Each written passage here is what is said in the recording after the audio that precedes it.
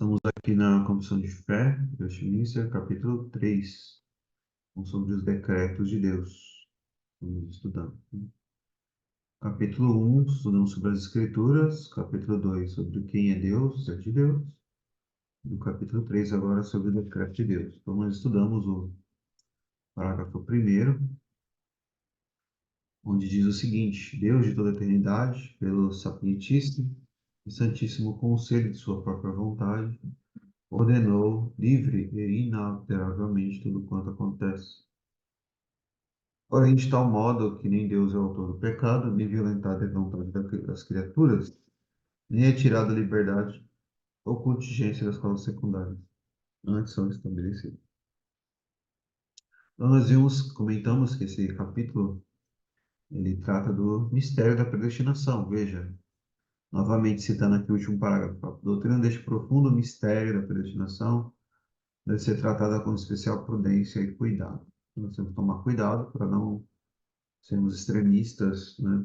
Ou ir além do que a Escritura afirma, além do que a Escritura ensina sobre este assunto. Temos que ter cuidado e prudência.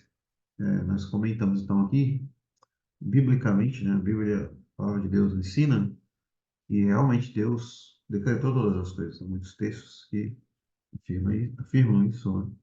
Isso ele fez pelo seu sapientíssimo e santíssimo conselho, né? É o conselho da sua própria vontade. Então ele ordenou todas as coisas. Se isso, né, se Deus não pudesse fazer isso, ele não seria Deus, né? Deus tem o controle de todas as coisas, é um Deus absoluto. Aqueles que acreditam que Deus não é absoluto, por isso estudamos o capítulo anterior, né, o capítulo anterior, eles acreditam num Deus, um outro Deus, um Deus pequeno, um Deus falso, um Deus que é apenas um pouco mais poderoso que nós, né, e os anjos, mas não é um Deus absoluto. Se ele é um Deus absoluto, então ele faz todas as coisas. Ele tem o domínio, controle, a soberania sobre todas as coisas. Isso é importante nós destacarmos. E a Escritura, aqui a Confissão de Fé fala que temos que ter prudência. Nesse sentido, algumas pessoas podem querer fechar os olhos, né? Negar, não, não vai estudar essa doutrina porque é muito complicado, é difícil de entender ou de aceitar. Então, isso também é errado porque se a Escritura revelou, é para nossa edificação. Deus tem algum propósito nisso, então precisamos conhecer e estudar. Porém, não podemos ir além do que está escrito, né? E aqui nós entendemos isso, que Deus, apesar de todas as coisas que ele decretou, ele não é o autor do pecado. De tal modo que ele não é o autor do pecado. Nem Deus é o autor do pecado, e também a vontade da criatura, ela não é violentada. A criatura tem uma certa liberdade, ainda que seja liberdade para pecar. O livre-arbítrio foi corrompido pelo pecado, mas mesmo em Adão, antes da queda, nunca existiu uma completa liberdade. O ser humano é dependente de Deus, ele não é livre de Deus, nunca foi, né? Mesmo antes da queda. E após a queda, ele permanece agora mais ainda dependente de Deus, o ser humano.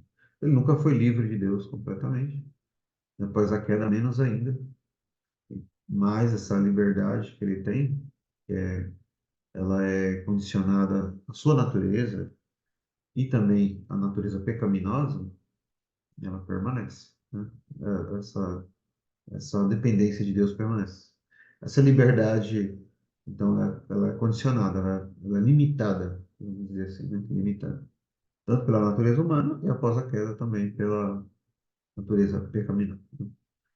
Mas aí está dizendo aqui que ela não é violentada, quer dizer que Deus ele não violenta a vontade da criatura. A criatura age conforme a sua natureza, conforme o seu pecado também, conforme a sua natureza pecaminosa. E nem é tirada a liberdade ou contingência das coisas secundárias. Então, Deus é a causa primária, nós temos as causas secundárias, né? Então, elas são reais, elas existem. Por exemplo, vimos lá em Atos 4, né? Eles fizeram tudo quanto quiseram, né? Eles crucificaram Herodes, Pilatos e todo o povo crucificaram, entregaram Jesus. Eles fizeram tudo quanto quiseram, porém, a morte de Cristo na cruz estava decretada desde toda a eternidade, causa primária e secundária, que acontece no tempo feito, executado pelos homens, são reais, isso não é negado ou tirado, antes é estabelecido.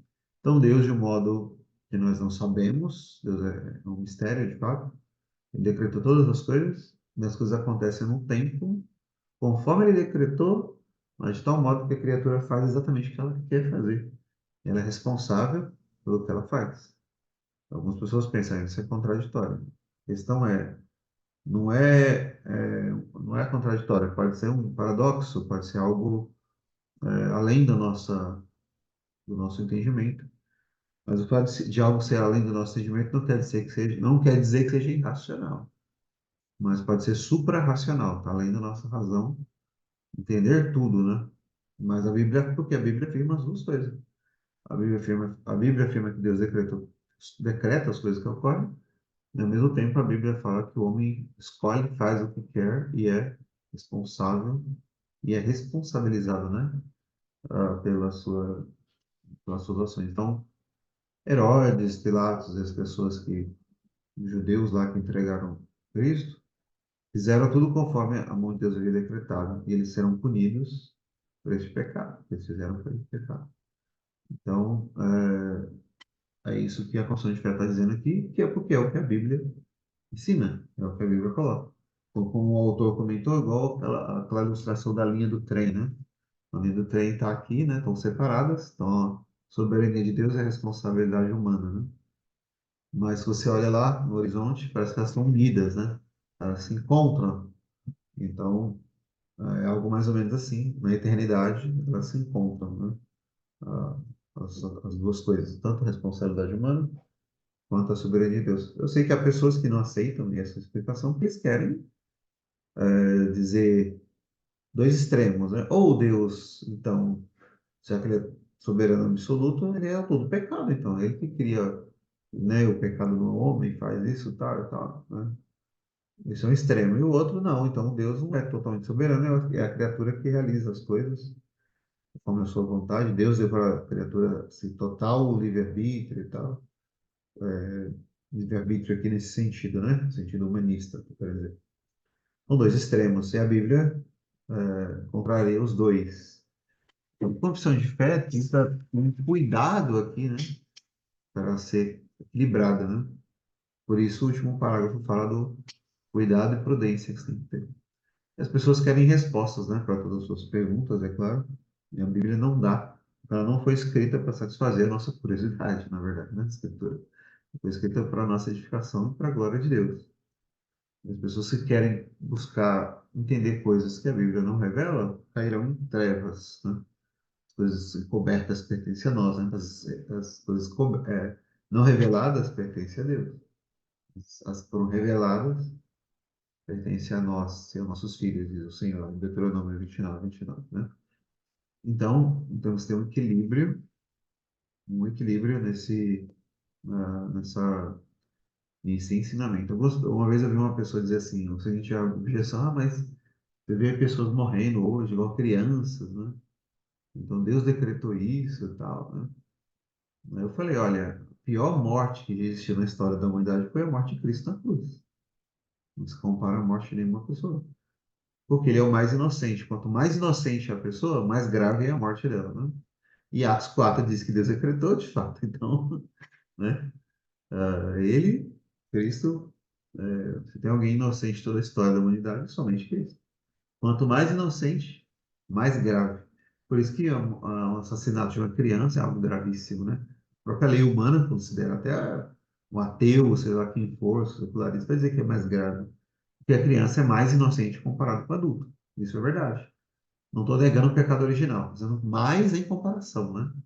Ou a criança em comparação ao adulto, isso é verdade. Ah, agora, imagine Cristo, então, né? Que é o Deus encarnado, a inocência de Cristo, né? Então, o maior crime que já foi cometido na história da humanidade, feito por seres humanos, foi a morte de Cristo. E ainda assim, o texto diz que fizeram tudo quanto a mão do Senhor, né? Decretou, Deus havia decretado. Então, nós não cremos que Deus é todo pecado, não cremos que a vontade da criatura é violada, nem que é tirada a liberdade, né? Ou contingência. Contingência das coisas secundárias. Essas coisas, na verdade, são estabelecidas. São os meios, né? Pelo qual Deus executa os decretos no tempo. Bem, basicamente é isso, né? O parágrafo primeiro, muitas pessoas gostam deste assunto, muitas pessoas odeiam este assunto, né? E nós temos que ter um equilíbrio bíblico, eu creio, né? Quanto a esse ponto. Mas ainda sobre este assunto, né? Parágrafo 2. Ainda que Deus saiba tudo quanto pode ou há de acontecer em todas as circunstâncias imagináveis, ele não decretou coisa alguma por havê-la previsto como futura, ou como algo que haveria de acontecer em tais condições. Então, ainda que ele saiba tudo o que poderia ter acontecido, ou que pode acontecer em situações imagináveis, todas as situações imagináveis, Deus sabe tudo? Sim. Então, vamos ver aqui alguns textos livro de Atos, capítulo 15.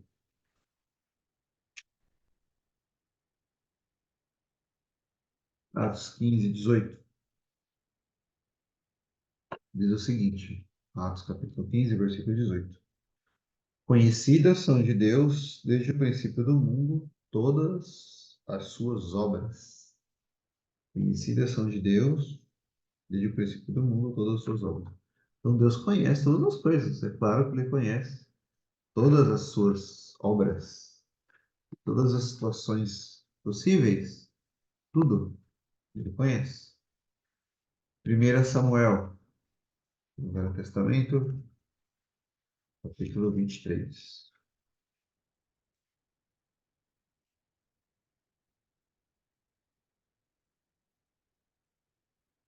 Samuel 23, versículo 11. Quando Davi, né? Davi orou ao Senhor, é, depois do povo ter sido, né, atacado, né? Os filisteus pelejaram, né, contra Keila, saquearam tudo, e Davi consultou ao Senhor, né, sobre o que ele deveria fazer. No versículo 11 diz assim: entregar-me-ão os cidadãos de Keila na sua mão, descerá Saul, como o teu servo tem ouvido? Ah, Senhor Deus de Israel, faz-o saber ao teu servo. E diz o Senhor, descerá. Disse mais, entregar-me-ão os cidadãos de Keila a mim e aos meus homens nas mãos de Saul, disse o Senhor, entregarão.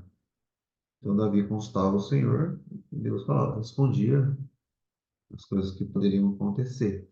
Deus sabe. A questão é, nós não sabemos. Não sabemos nem o dia de amanhã, mas Deus sabe. Sabe todas as coisas. Então, aí vem a questão da fé, né? De crer que o Senhor sabe e faz, né? Conforme a sua obra. Mateus capítulo 11 diz assim, 11:21. Ai de ti, Corazim, ai de ti, Betsaida, porque se em Tiro e em Sidão fossem feitos os prodígios que em vós se fizeram, há muito que se teriam arrependido, com saco e com cinza. Depois o 23. Vou ler o 22 também. 22 e 23. Vou ler até o 24. Por isso eu vos digo que haverá menos rigor para Tiro e Sidão no dia do juízo do que para vós. E tu, Cafarnaum, que foste erguido até o céu, serás abatido até o inferno, porque se em Sodoma tivessem feito os prodígios que em ti se operaram, teria ela permanecido até hoje. Eu vos digo, porém, que haverá menos rigor para os de Sodoma no dia do juízo do que para ti. Então, olha que interessante, né? O Senhor Jesus está falando aqui de uma coisa, uma possibilidade, né? Algo que não aconteceu. Não aconteceu. Mas se tivesse acontecido, teria acontecido assim, assim, assim, né? Então, por exemplo, ele fala que são cidades impenitentes, né? Corazim, ai de ti, Betsaida. Se em Tiro e Sidom tivessem feito os mesmos prodígios, eles teriam se arrependido. Então, eu fiz aqui sinais, prodígios, vocês não creram. Se lá tivesse feito isso, eles teriam se arrependido, né? Então, no dia do juízo vai haver menos rigor para Tiro e Sidom do que para vocês. Esse texto é interessantíssimo, né? Porque coloca então que ele coloca aqui que a luz do evangelho ela causa mais responsabilidade, né? Quem muito é dado, muito é requerido. Ou seja, vocês ouviram a pregação do evangelho, viram sinais, milagres, etc., e vocês não se arrependeram. E ele fala, Cafarnaum, que foi seguido até o céu, será batido até o inferno, porque se em Sodoma tivessem feitos prodígios que em ti superaram, teria ela permanecido até hoje. Então, imagina, Sodoma, né, no global da história de Sodoma e Gomorra foi destruída, as cidades foram destruídas por Deus, na história lá de Ló, lá em Gênesis 19, é, lembra porque eles foram destruídos, as práticas deles, né? Especialmente a questão da prática sexual deles. Eles queriam abusar até dos anjos que eles estavam lá. Olha que grave, muito grave, e Deus destruiu as cidades. E Jesus está dizendo, se tivessem sido operados, ou se feito sinais lá, né? O evangelho, se tivesse sido pregado lá, Sodoma teria permanecido até hoje, eles teriam se arrependido. E e aqui vocês não se arrependem, vocês não creem. Ou seja, vocês são piores que Sodoma e Gomorra. Imagina dizer isso para os judeus lá, né? Jesus está dizendo isso. Imagina no dia do juízo, né? Deus fala isso para muitas pessoas que tiveram a luz do evangelho, frequentaram igrejas e tudo mais. O juízo vai ser maior, mais grave, porque eles não creram de fato, né? Eram falsos profetas, né? E quanto pessoas que estavam, né, fora, viveram até uma vida, né, devassa, como Sodoma e Gomorra, mas não tiveram tanta oportunidade de ouvir o Evangelho. Quem vai sofrer o juízo mais severo? Vai ser aqueles que ouviram e não se arrependeram. Interessante isso, né? Nota que o pecado de incredulidade diante da palavra de Deus pregada, diante da obra de Cristo sendo realizada, é mais grave ainda do que pecados que você vê aí no mundo, né, de total devassidão, né? Terrível. Mas aqui interessante o texto aqui, o Senhor Jesus está dizendo que eles teriam se arrependido, né? Então, ele conhecia todas as possibilidades. Aí que vem uma questão, né? Algumas pessoas podem perguntar, então, mas por que que ele, se Sodoma e Gomorra teria se arrependido, tira isso não, por que não foi pregado lá então, né? Porque Deus não mandou o profeta lá. Porque Deus não quis, né? Essa é a resposta. Deus não quis. Simplesmente ele não quer, ele não quis. Então, a vontade de Deus, que nós não conhecemos, nós não sabemos. Ele simplesmente quis mostrar o seu juízo, o seu poder, como ele fez com o faraó. Então, lembra que ele disse ao faraó lá em Romanos 9, né? É para isso mesmo eu te levantei, para a gente mostrar o meu poder, para que o meu nome seja anunciado em toda a terra. Então, a ira de Deus também glorifica a Deus. Deus tem visto a sua glória. Deus é glorificado tanto na sua misericórdia quanto na sua justiça, né? Isso é uma objeção comum, né? As pessoas falam muito, especialmente arminianos, né? Como eles dizem. E continuando, ele não decretou, apesar disso, apesar que Deus saiba disso, todas as possibilidades, ele não decretou coisa alguma por havê-la previsto como futura, como algo que haveria de acontecer em tais condições. Então veja o texto de Romanos 9. Romanos 9,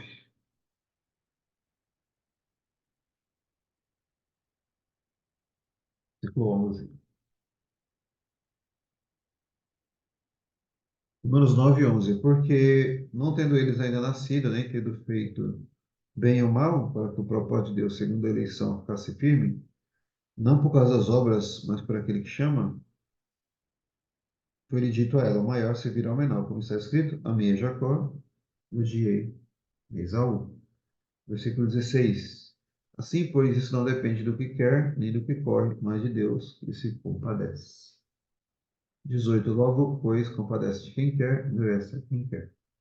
Então, de acordo com o versículo 11, né? Veja, não tendo eles ainda nascido, nem tendo feito bem ou mal, para que o propósito de Deus, segundo a eleição, ficasse firme, não por causa das obras, mas por aquele que chama. Então, não é porque Deus viu que Jacó faria isso e Esaú faria aquilo, que ele decidiu amar Jacó e odiar a Esaú. Amei Jacó e odiar Esaú. Então, não foi por causa de obras que eles realizaram ou iriam realizar. Então, não decretou pela previsto com o futuro. Então, o arminianismo ensina isso, né? Deus sabe todas as coisas, vai acontecer por causa da sua presciência. Ele sabe que vai acontecer tais coisas lá no futuro. E por isso que ele sabe. Então, isso é a presciência de Deus. E realmente concordamos, né, que Deus é presciente, onisciente, tudo bem, nesse sentido. Porém, o futuro não é algo também desassociado de Deus, né? O futuro está lá, separado de Deus, e Deus está vendo lá o que vai acontecer, por isso ele sabe. Então, não é isso. Porque esse futuro está lá, quem colocou o futuro lá, né? Esse é o ponto, né? Então, foi o próprio Deus também que colocou o futuro lá. As coisas não estão lá sozinhas, assim, né? Então, está em outras passagens, como o Salmo 39, né? Essa passagem aqui diz isso, né? Não foi por causa de obras que eles realizariam, que Deus previu. Salmo 139 fala que Deus escreveu todos os dias sobre essa palavra. Meus dias são escritos, né? Determinados desde o princípio. Então, foi o próprio Deus que escreveu. Então, ele sabe porque foi o futuro, porque foi ele mesmo que criou o futuro e lá colocou. E para Deus, talvez nós não entendamos, nós não entendemos isso completamente, mas para Deus, a questão de passado, presente e futuro não é a mesma coisa que é para nós, né? É aí que está a questão. Nós não entendemos isso completamente. Deus não vive desse modo como nós, né, que somos criaturas. Deus está fora não só da criação, mas até mesmo do tempo. O tempo também é algo criado por Deus. Isso está explícito no nome de Deus, no hebraico, que é Jeová, no caso, tradução bem resumida, né? O eterno. Deus é o eterno, né? Esse é o significado do nome de Deus no original, né? Ele é o mesmo ontem, hoje, sempre. Ele é o eterno. Então, a eternidade de Deus, como vimos, é um dos atributos e é o próprio nome dele, o significado do tetragrama em hebraico. Então, se ele é isso, como que ele é afetado pelo futuro, né? Então, você só apenas está vendo lá o futuro e conhecendo, estudando o futuro. Então, ele, na verdade, está condicionado também pelo futuro, né? Mesmo que ele conheça. Mas, e se isso é verdade, então ele está preso também ao futuro, ao tempo, ele está agindo de acordo, está condicionado ao futuro, né? Está olhando as pessoas lá, o futuro. Vamos ver quem vai crer, quem não vai crer. Ah, esse aqui vai crer, então eu escolho ela. Esse aqui não vai, então eu não escolho. Esse aqui vai. Então, o futuro é que determina, né? As coisas, não o próprio Deus. Então, isso é ilógico, né? Isso não faz o menor sentido. E o futuro está lá, porque o Deus mesmo é quem fez o futuro. Porque ele é o eterno. Então, essa é uma doutrina que nós temos que entender bem. Graça preveniente, isso. Uhum. Então, a ideia do arminianismo é dizer, então, que Deus ele conhece, ele sabe quem vai crer. Aí ele escolhe com base nisso, né? Com base nisso. Na fé prevista. Então, isso não faz o menor sentido. Na verdade, isso não é eleição, né? No caso, se isso fosse verdade, é porque é a própria pessoa que está se elegendo, né? É uma autoeleição, né? Mesmo que seja o que vai acontecer, é a pessoa que escolheu, na verdade, né? Aí Deus escolhe ela porque ela escolheu primeiro. E a Bíblia diz que é o contrário. Nós o amamos porque ele nos amou primeiro. Olha a diferença do texto do João, né? O apóstolo João fala isso. É o oposto, né? Não é isso que o arminianismo ensina, então. Bem, é isso, né? A Confissão de Fé foi escrita por teólogos extremamente habilidosos, né? Entre os melhores aí da história da igreja, os teólogos de Westminster. E as pessoas acham que conseguem ir muito além, né, deles hoje. Eu creio que não. Temos tanto de conhecimento, argumentos e assim por diante, né? Então é isso. Deus, então, ele não decretou coisa alguma por havê-la previsto como futuro, ou como algo que haveria de acontecer em tais condições. Não. Ok, terceiro parágrafo. Pelo decreto de Deus e para a manifestação da sua glória, alguns homens e alguns anjos são predestinados para a vida eterna e outros são preordenados para a morte eterna. Vamos ver aqui então o que acontece. Então, para a sua glória, como já falamos na aula anterior, alguns homens e alguns anjos estão predestinados para a vida eterna. 1 Timóteo, vamos ver Mateus primeiro, Mateus 25, depois 1 Timóteo. do 25, 41.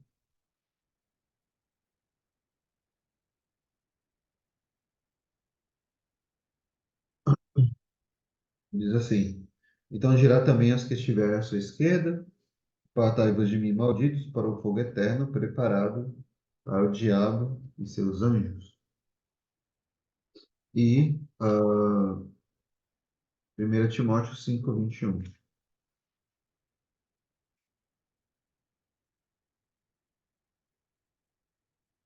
1 Timóteo 5, 21. Diz assim: Conjunte diante de Deus, o apóstolo Paulo falando, né? E do Senhor Jesus Cristo, e dos anjos eleitos, que sem prevenção guardam essas coisas, nada fazendo por parcialidade. Então, nós vemos dois textos aqui, né? Mateus 25 fala que o inferno é preparado para o diabo e seus anjos, ou seja, então você tem anjos aqui réprobos, né? E você tem anjos eleitos. Paulo fala perante os anjos eleitos, né? Então, nos outros textos que nós já vimos, né? Vimos que os textos aqui de Efésios, texto de Romanos, né? Nós vemos que pessoas são predestinadas para a vida eterna. Efésios 1, Romanos 8, Romanos 9 e muitos outros textos, né, das Escrituras, né? No Velho Testamento também, vemos lá que Deus elegeu Abraão, né? Está lá em Neemias 8, na oração para o povo. Neemias 8, Neemias 9 no oração lá do povo, confissão de pecado, frente a Abraão. Os Salmos fala, né, da eleição do povo de Deus. E Isaías, muitos textos do Velho Testamento, e no Novo também, o próprio Cristo fala, né, uma escolha divina, o apóstolo Paulo, em relação a seres humanos. Ok. Mas também com relação aos anjos, né? Já parou para pensar nisso, refletir nisso? Existem então os anjos eleitos. Paulo diz aqui, ó, conjuro-te diante de Deus, do Senhor Jesus Cristo e dos anjos eleitos. Diante de Deus, diante do Senhor Jesus Cristo e dos anjos. Então, os anjos que estão no céu, que adoram a Deus, são anjos eleitos. É interessante isso, né? É uma eleição diferente, né? O irmão está perguntando aqui, é correto dizer que Deus nos predestinou da eternidade? Não, a Bíblia diz isso, né? É desde a eternidade. Não é errado dizer isso, não. Mas tanto o infra quanto o supra, eles creem nisso. Os dois creem nisso, né? É na eternidade, não importa. A diferença é que eles vão dizer é a ordem dos decretos.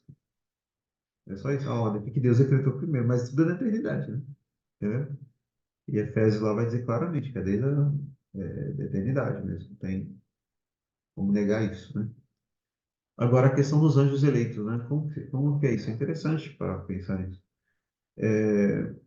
Há um mistério, é claro, nós não sabemos nem da eleição dos homens, os mistérios, dos anjos também, muito menos, né? O mistério de Deus com relação à eleição. Mas o que podemos dizer é que, no caso do ser humano caído, você tem lá toda a raça humana caída e Deus vai e resgata, né? Ele elege, predestina, né?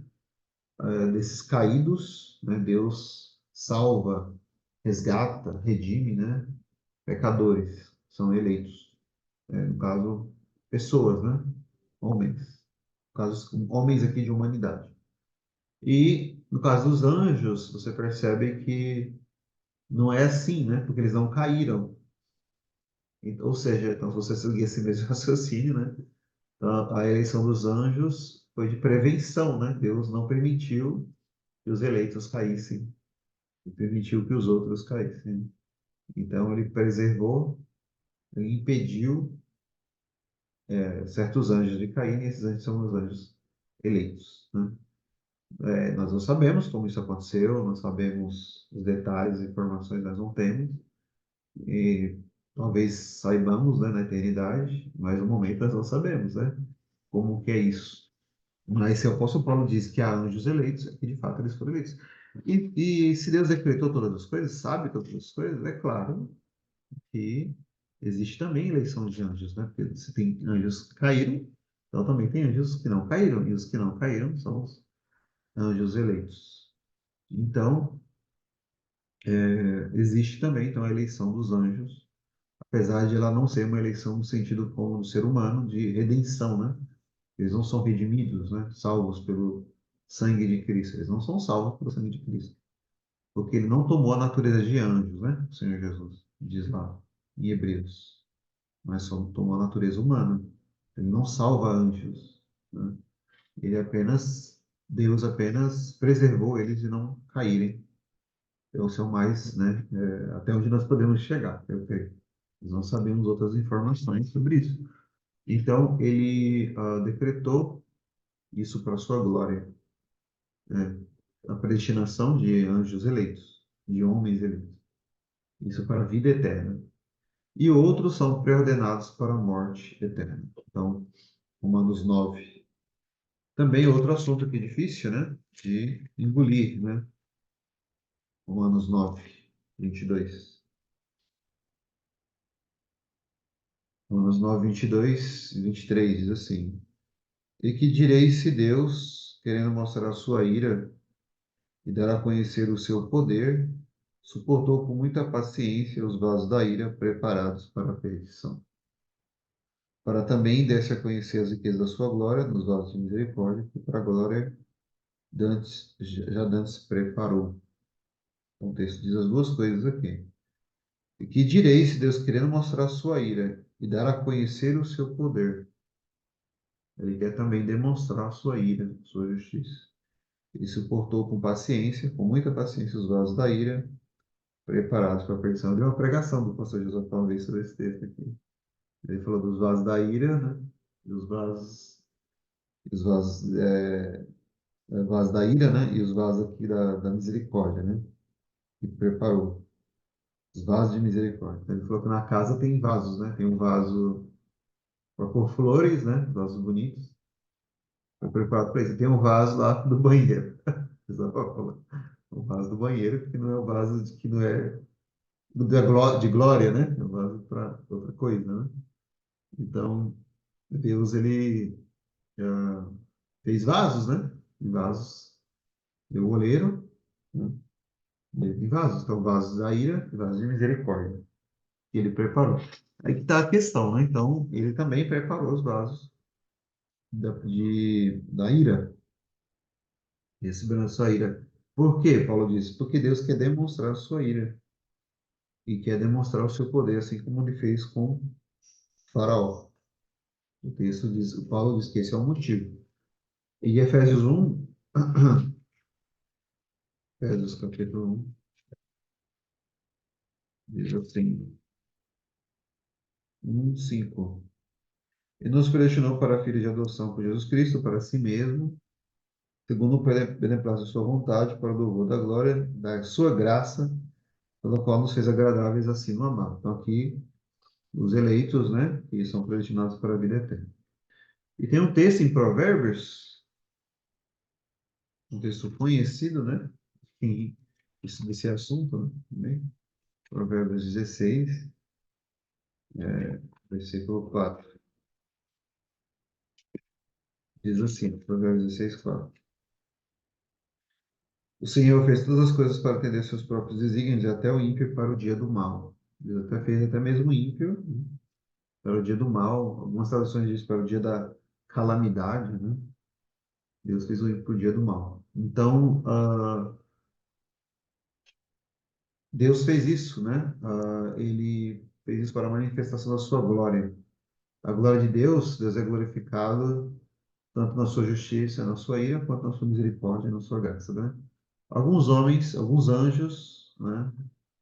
Para a vida eterna, prestando para a vida eterna, e outros para a morte eterna. Agora, note uma questão aqui um pouquinho, que as pessoas podem ter dificuldade de entender, né? O que que é a construção de fé usa aqui predestinados, né? Para a vida eterna e preordenados para a morte eterna. Tá vendo? Predestinado e preordenado, né? Dois termos diferentes. Na verdade, são praticamente sinônimos, tá? Mas, na verdade, eu creio que é por causa do seguinte, a palavra em inglês aqui, né? Foreordained, em inglês, é a palavra que aparece nas escrituras para falar do ímpio, né? Quando o ímpio, por exemplo, pega o livro de Judas, do Novo Testamento, aqui em português às vezes fica diferente a tradução das escrituras, né? Mas a confissão de fé, ela faz muitas paráfrases, né? Ela pega palavras da própria Escritura, né? O cuidado e o temor que aquelas pessoas que fizeram a confissão de fé, escreveram a confissão de fé, elaboraram a confissão de fé, eles tinham temor de ser cada vez, de ser fiel, mais fiéis às Escrituras. Então, eles usam termos da Bíblia mesmo, né? Isso, exatamente. A predestinação tem um sentido mais positivo. Isso mesmo. E pré-ordenar seria quase a mesma coisa praticamente, né? Mas algo menos positivo, né? Assim, algo mais deixado, né? Mais preterido, né? De lado, né? Mas é quase que sinônimo, né? Você vê, por exemplo, Judas capítulo 1, deixa eu encontrar aqui o versículo, né? Ele está falando aqui dos pecados, né?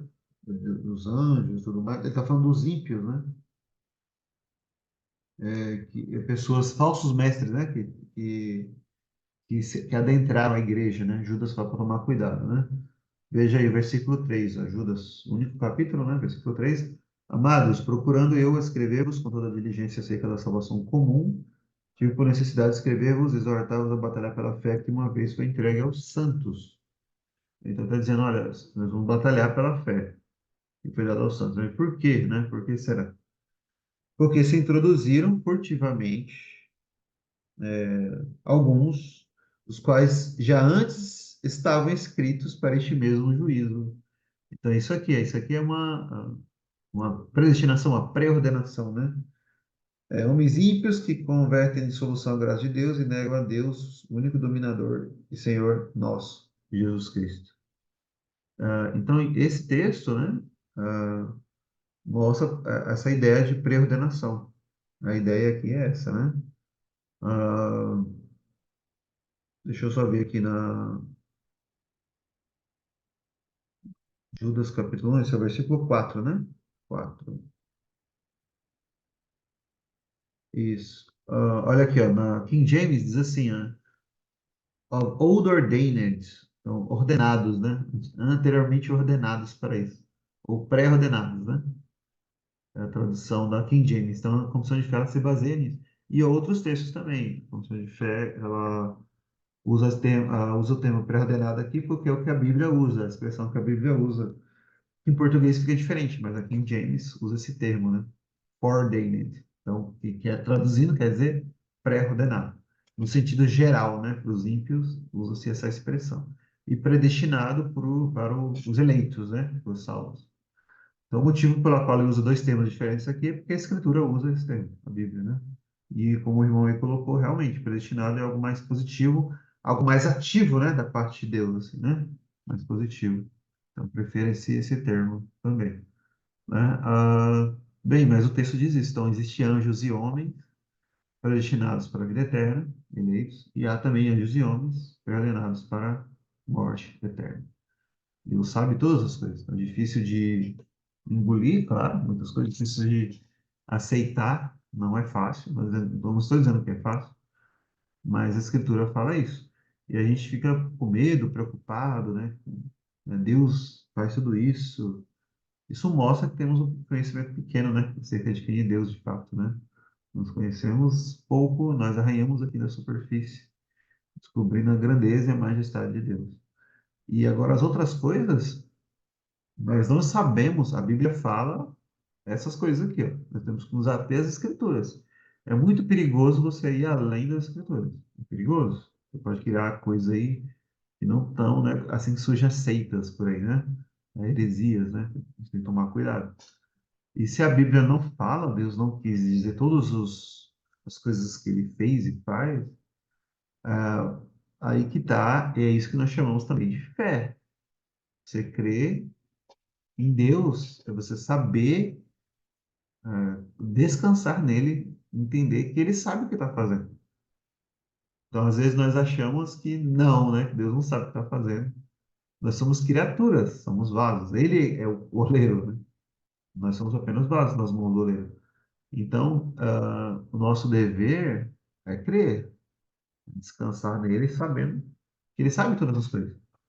E no final, todas as coisas cooperarão para o bem, aqueles que amam a Deus, né? E que os ímpios, a Bíblia diz isso aqui, Provérbios 16:4, Romanos 9, mas eles, a vontade deles não é violada, né? Eles são punidos conforme o seu pecado, conforme as escolhas que eles realizam e fazem. Eles são responsáveis pelo pecado. Moralmente, eles são culpados.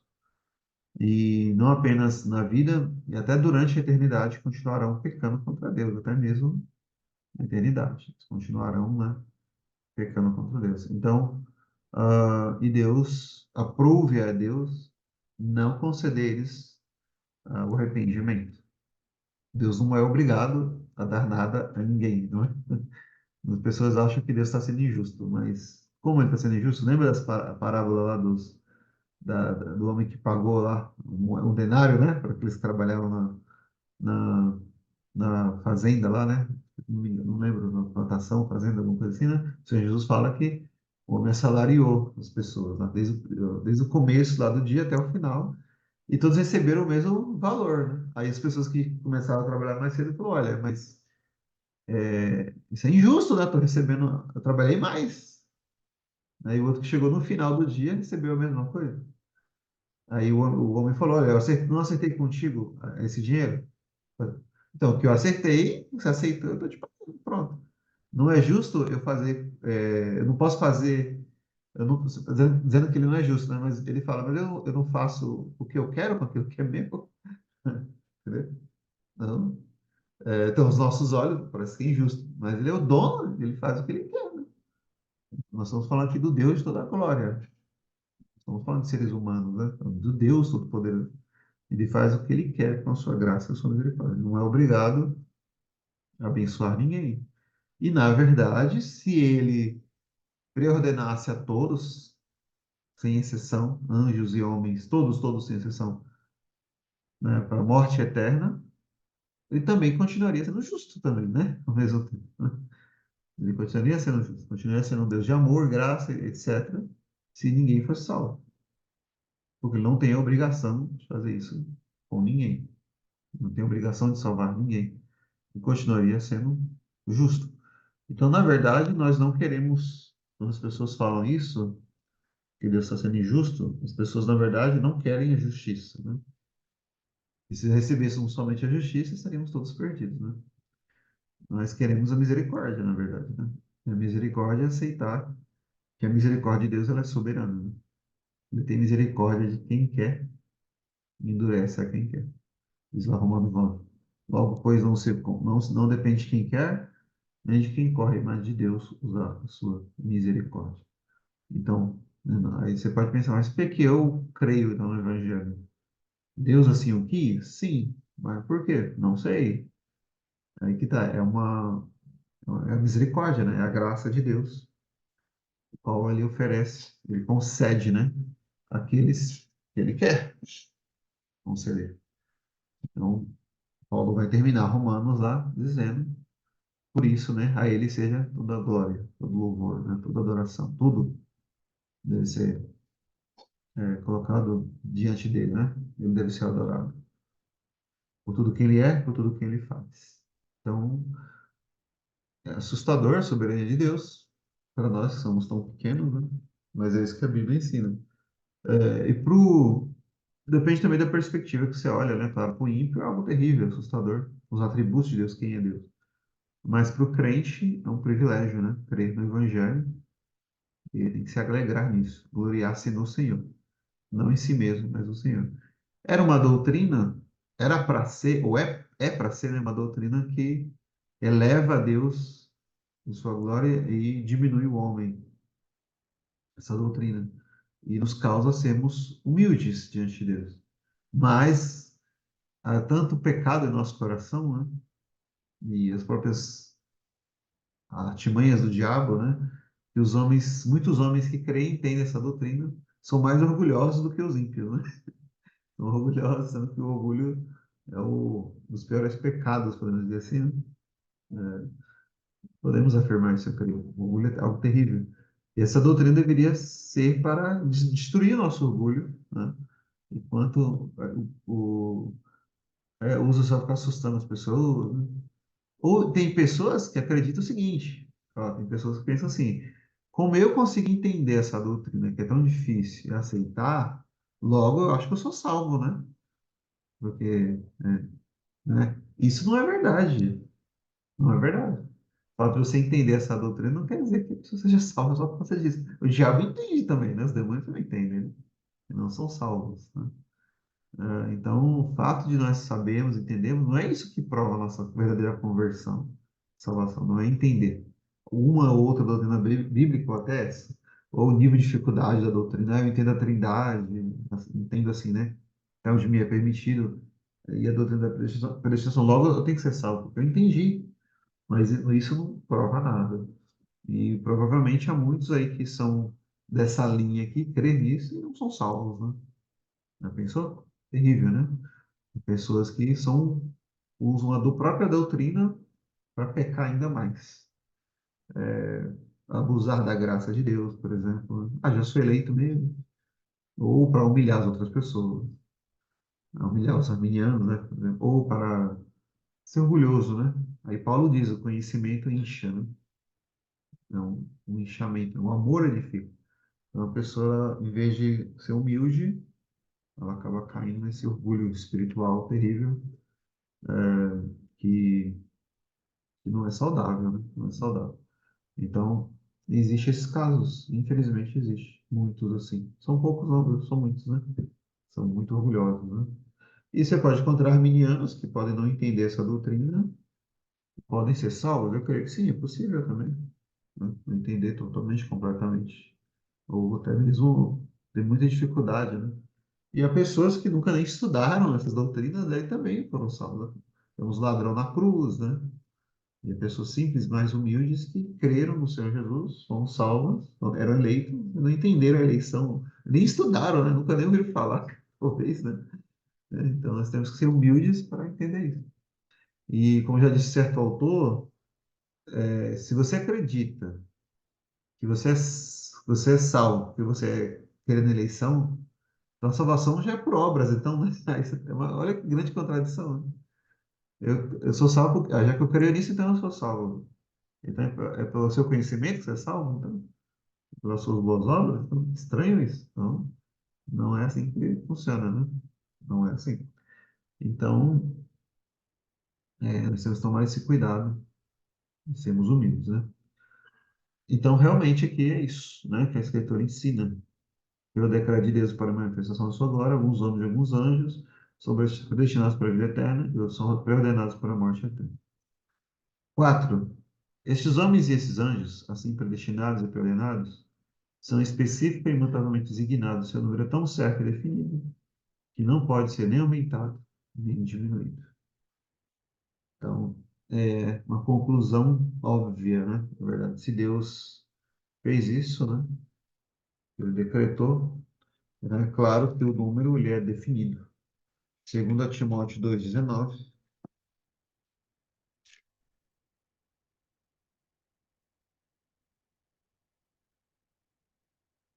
diz assim, segundo Timóteo, capítulo 2, versículo 19. Ora, numa grande casa, perdão, versículo 19. Todavia o fundamento de Deus fica firme tendo este selo. O Senhor conhece os que são seus. E qualquer que profere o nome de Deus, perdão, qualquer que profere o nome de Cristo, aparte-se da iniquidade. Então o Senhor conhece os que são seus. Ele conhece os seus, ele conhece todo o seu povo, ele chama cada um pelo seu nome, ele conhece suas ovelhas. Assim como ele faz com as estrelas, né? Ele conhece cada uma das suas ovelhas pelo nome, ele conhece o seu povo, conhece a sua igreja. Então você, né, não é um número apenas para Deus, ele conhece. O Salmo 139 diz claramente, né? O Senhor me conhece por detrás e por diante, põe sobre mim a sua mão, ele conhece tudo, ele nos conhece, conhece o seu povo. João 13, Evangelho de João, 13, 18.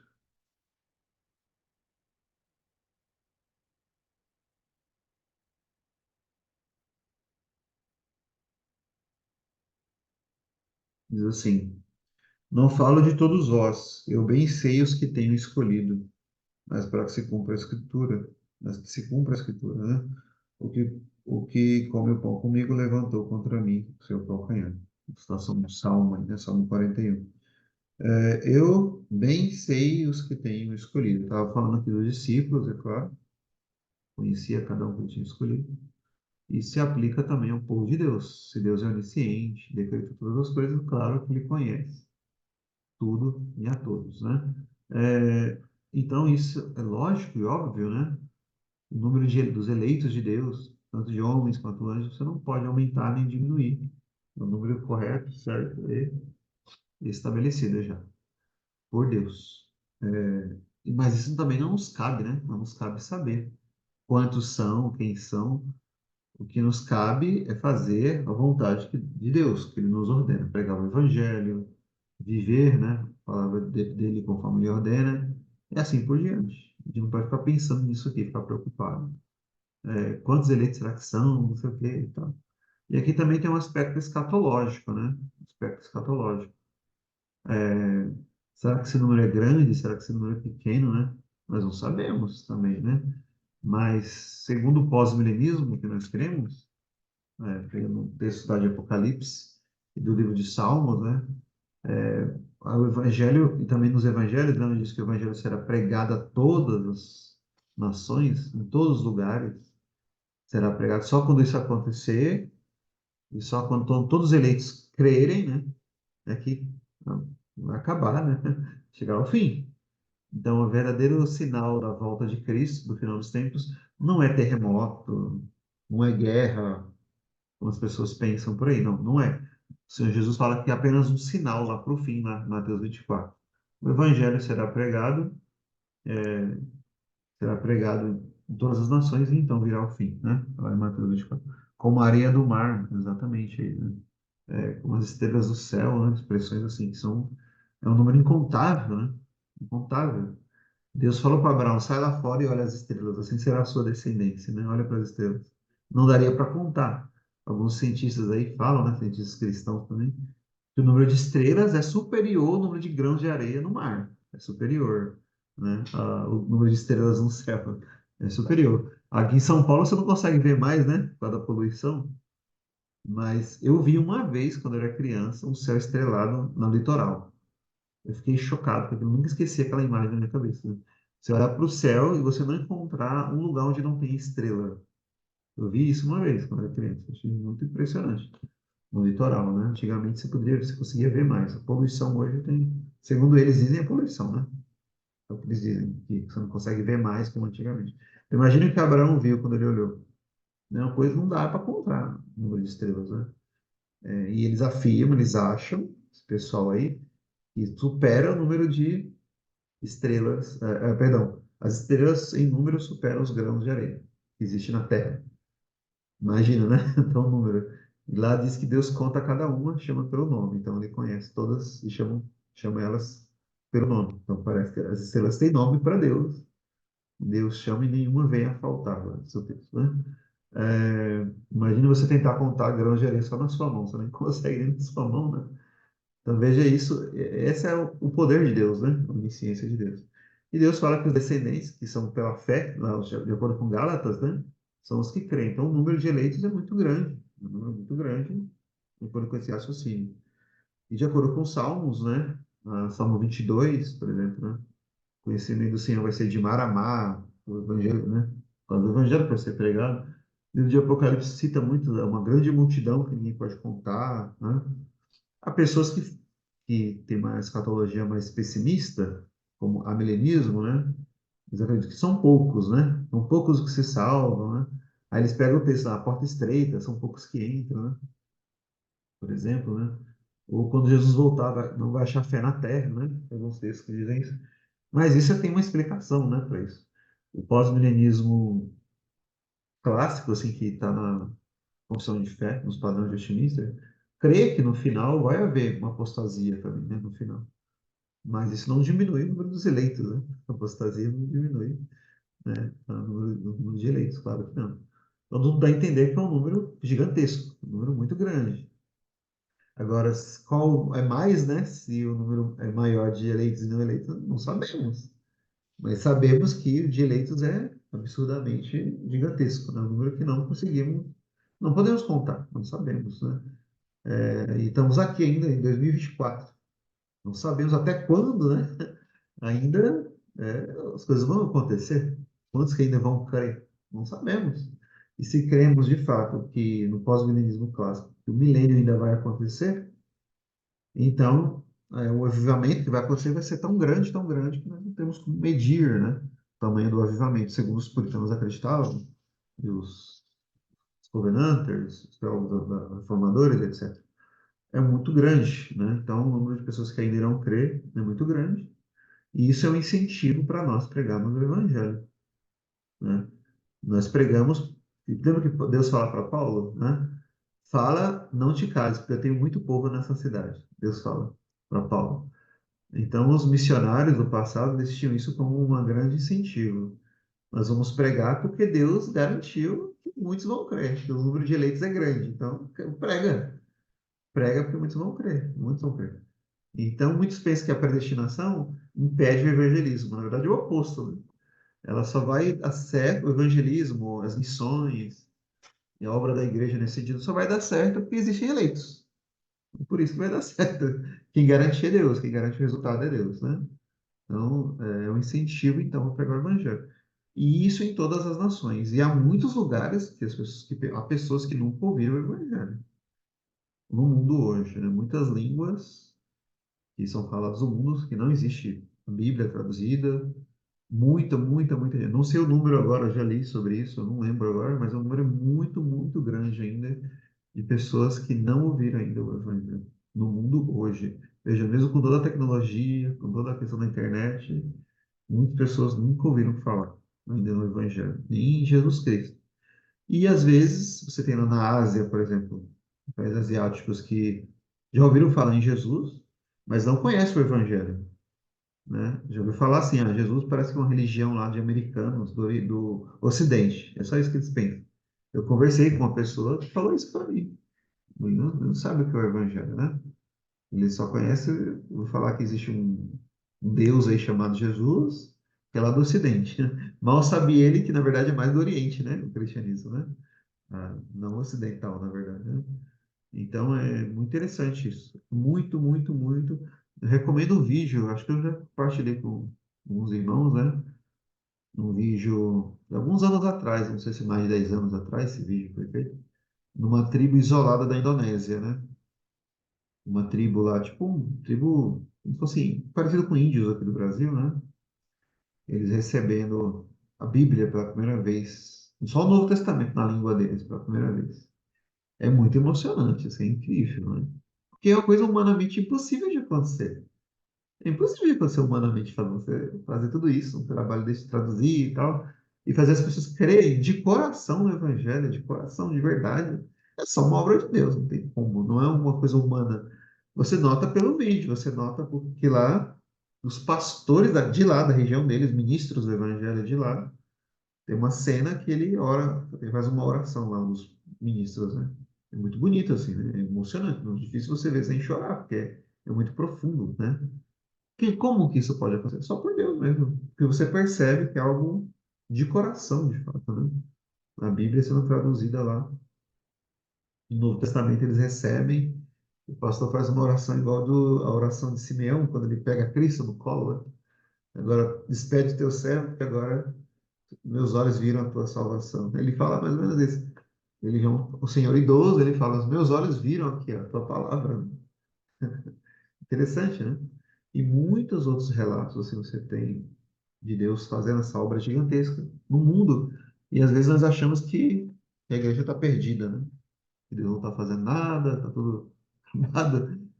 Mas é a nossa falta de fé, de fato, né? Não crer.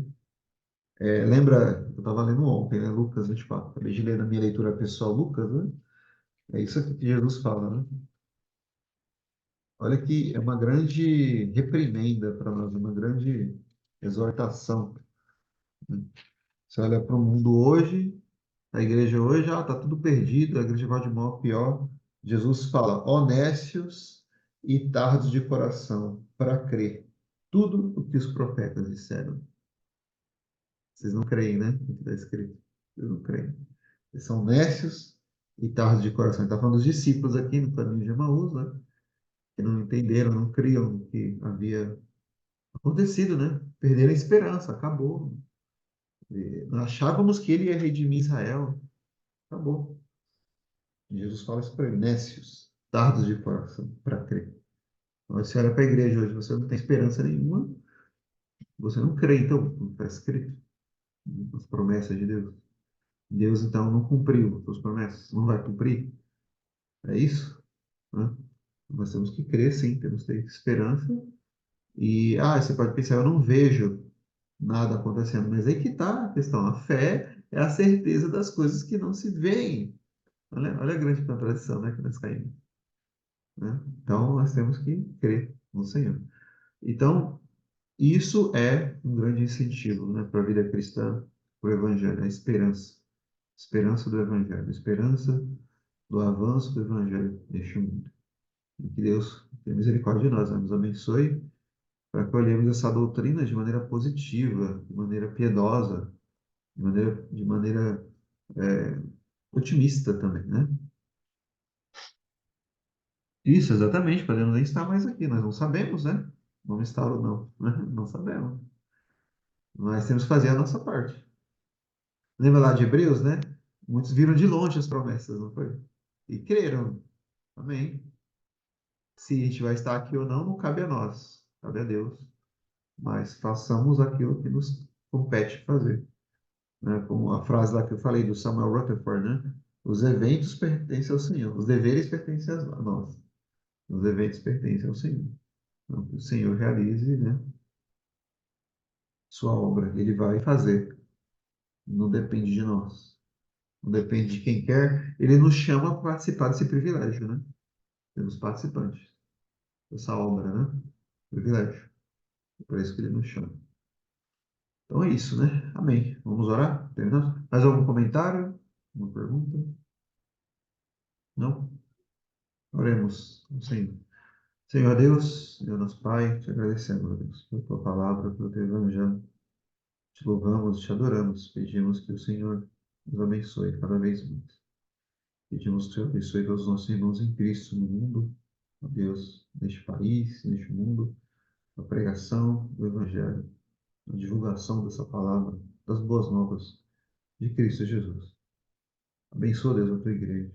Abençoa, Deus, o teu povo, em todos os lugares, Senhor. E abençoa todos nós no dia de hoje, a tua igreja no dia de hoje. Abençoa, Deus, a pregação do Evangelho para que muitos, muitos ainda venham a crer. E quem sabe hoje mesmo, pessoas, ó Deus, em qualquer lugar deste mundo, possam ter um entendimento aberto para crer em Cristo Jesus, crer no teu Evangelho. Então, abençoa ministros, pregadores, evangelistas, missionários, para que divulguem e preguem a tua palavra com fidelidade e muitos venham crer, porque a fé vem pelo ouvir e ouvir a tua palavra. Ó Senhor, abençoa a tua igreja, abençoa, Deus, o teu povo, guia-nos, guia o teu povo em todas as coisas. Abençoa, Deus, o Brasil, que haja, Deus, um dia um avivamento verdadeiro, genuíno, que tome todos os cantos deste país, ó Deus, para a glória do teu nome. E assim também o Senhor faça em todas as nações, porque assim está escrito, o Evangelho será pregado em todas as nações, para a glória do teu nome. Abençoa o restante desse dia, Deus, o almoço de que muitos irmãos desfrutarão, e supre-nos, abençoa-nos, guia-nos em todas as coisas. Nós oramos, te louvamos, em nome de Jesus, nosso Senhor. Amém. Obrigado, meu irmão. Deus te abençoe, viu? Obrigado mesmo. Amém, Você Jesus. que a família tá aí, manda um abraço aí também. Obrigado. Deus abençoe. Bom almoço pra vocês. Moço.